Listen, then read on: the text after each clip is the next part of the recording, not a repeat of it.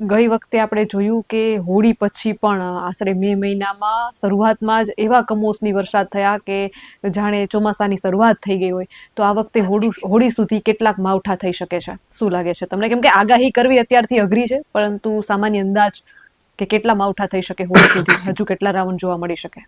આમ તો બહુ વધારે નથી, પણ એક જાન્યુઆરી મહિનાનો આજે પ્રથમ દિવસ છે બેન. તો જાન્યુઆરી મહિનાની જ વાત કરતા હું આપને જણાવું. જાન્યુઆરી મહિનાની અંદર આમ તો આજે 1 તારીખે વરસાદ પડવો એટલે ભલે આજે એક દિવસ પડે, પણ જાન્યુઆરીમાં વરસાદ પડ્યો આવું તો ચોક્કસથી ચોપડે નોંધાઈ ગયું છે કે જાન્યુઆરી સંપૂર્ણ 31 દિવસ કોરા નથી ગયા, એક દિવસ વરસાદ પડી ગયો છે. હવે આ વેસ્ટર્ન ડિસ્ટર્બન્સ પસાર થઈ જાય પછી આની પાછળ બીજું પણ એક મજબૂત વેસ્ટર્ન ડિસ્ટર્બન્સ આવી રહ્યું છે, અને એ વેસ્ટર્ન ડિસ્ટર્બન્સ છે એ ઉત્તર ભારતના જે રાજ્યો છે એના ઉપરથી લગભગ 13, 14 અથવા તો 15 જાન્યુઆરી આસપાસ પસાર થવાનું છે. હું ભગવાનને પ્રાર્થના કરું કે એનો ટ્રપ છે એ ગુજરાત સુધી ન આવે. નકર જો એનો ટ્રપ પણ જો ગુજરાત સુધી લંબાશે તો પછી આપણે મકર સંક્રાંતિ ઉપર કદાચ માવઠું થઈ શકે છે.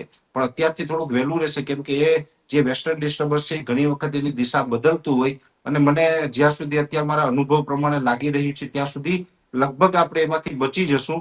પણ 15 તારીખ આસપાસ પણ કદાચ આપણે એક ખતરો રહેલો છે. કદાચ માવઠું થાય, માવઠું ન થાય તો વાદળછાયું વાતાવરણ તો ચોક્કસથી થશે, અને એ પછી પણ હોળી સુધીમાં બીજું એકાદ માવઠું થાય તેવી શક્યતા માનીને ચાલવાનું છે.